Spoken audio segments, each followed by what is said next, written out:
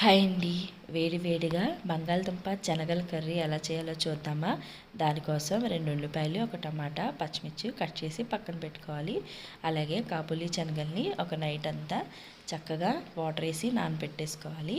ఇప్పుడు ఒక కడాయి పెట్టుకుని ఆయిల్ వేసుకుని ఆయిల్లో కొంచెం కరివేపాకు, 2 పచ్చిమిర్చి వేసి అలాగే తర్వాత ఉల్లిపాయ, టమాటా వేసి బాగా వేపుకోవాలి.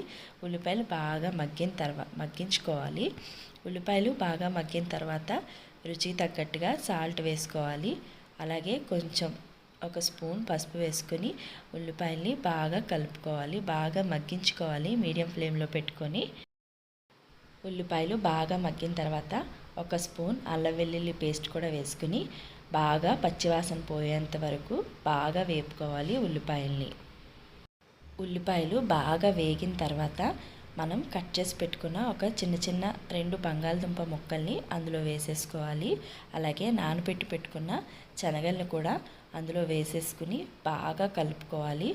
శనగలు బంగాళదుంప కర్రీ అంటే చాలా టేస్టీగా ఉంటుందన్నమాట. సో ఇలా బాగా కలిపేసుకుని పసుపు అన్నీ కూడా ముక్కలకి పట్టేలాగా ఇప్పుడు ఒక మూత పెట్టేసుకుని ఒక 5 మినిట్స్ మీడియం ఫ్లేమ్లో అలా మగ్గనివ్వాలి. అవి బాగా మగ్గిన తర్వాత రుచికి తగ్గట్టుగా కొంచెం కారం వేసుకోవాలి. నేనైతే కొంచెం తక్కువే వేస్తాను. కారం వేసుకుని బాగా అవి కలుపుకోవాలి. కలిపిన తర్వాత కొంచెం గ్రేవీ కోసం కొంచెం వాటర్ వేసుకుంటే సరిపోతుంది. కొంచెం వాటర్ వేసుకుని బాగా కలుపుకుని అలాగే మీడియం ఫ్లేమ్లో కొంచెం సేపు మూత పెట్టేసి కర్రీని బాగా ఉడికించుకోవాలి.